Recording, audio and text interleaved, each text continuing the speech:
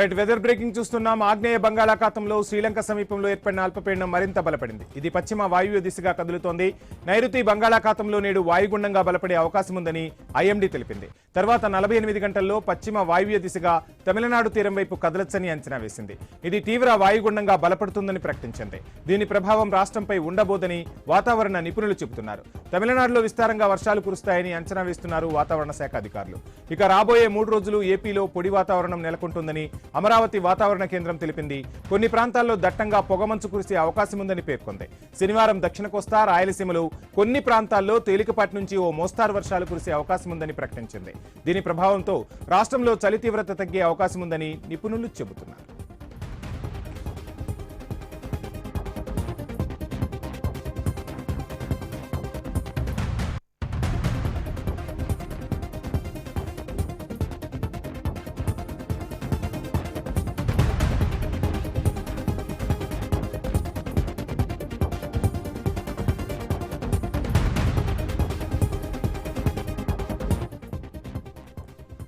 Right ఇక ఆగ్నేయ బంగాళాఖాతంలో శ్రీలంక సమీపంలో ఏర్పడిన అల్పపీడనం మరింత బలపడింది. ఇది పశ్చిమ వాయువ్య దిశగా కదులుతున్నట్టుగా తెలుస్తుంది. నైరుతి బంగాళాఖాతంలో నేడు వాయుగుండంగా బలపడే అవకాశం ఉందని ఐఎండీ తెలిపింది. ఇక వెదర్ అప్డేట్స్ కి సంబంధించి ఫుల్ డీటెయిల్స్ మా ప్రతినిధి రాజు అందిస్తారు. రాజు,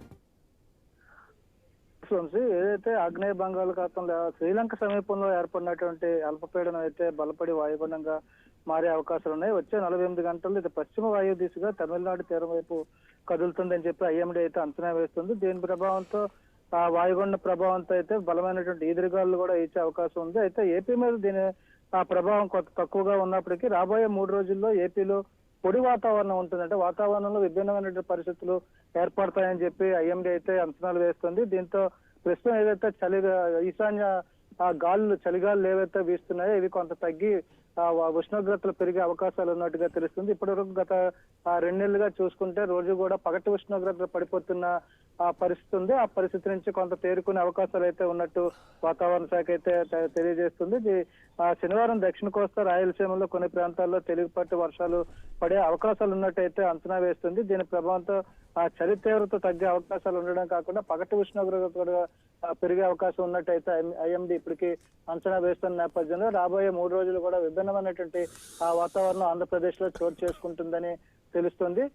మరోవైపు చూసుకుంటే ఏదైతే ఏజెన్సీలో పగటి ఉష్ణోగ్రతలు 10 కన్నా తక్కువ పడిపోతున్న నేపథ్యంలో ఇక్కడ కూడా ఈ ఏదైతే ఏజెన్సీ ప్రాంతాల్లో పొగమంచు దట్టంగా పడుతుంది.